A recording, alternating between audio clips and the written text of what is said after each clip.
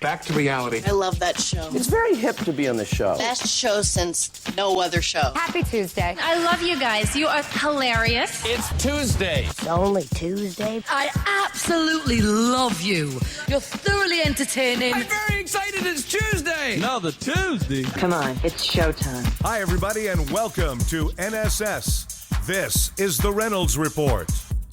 Jurassic World crushed all industry estimates and made a record $511.8 million globally, making it the first ever to break $500 million over its opening weekend. In North America, Jurassic World made just under $205 million, just shy of the Avengers record $207.4 million weekend in 2012.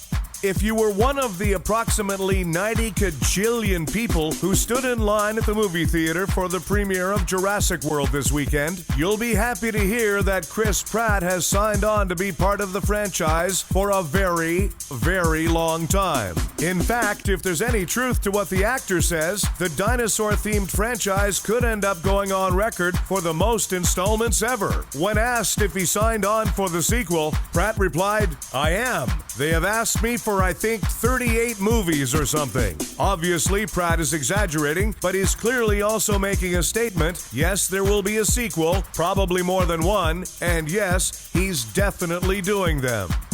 The San Diego County Fair was in the news last week because of a food stand that was selling deep-fried Slim Fast bars.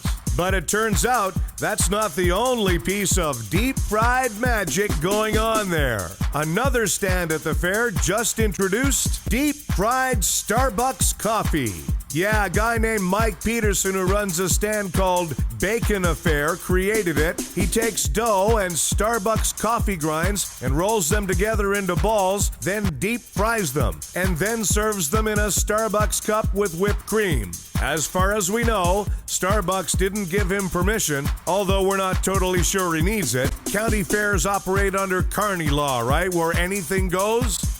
The head of the Spokane, Washington chapter of the NAACP has been accused of pretending to be black. I don't know why people are so upset about this. When Iggy Azalea does it, they give her Grammy Awards.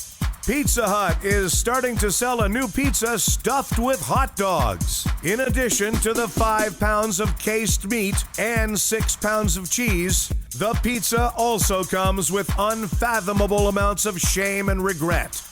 Iowa's Supreme Court endorsed the right to get drunk on your porch. Apparently, after realizing getting completely wasted at all times is the only possible way to tolerate living in Iowa.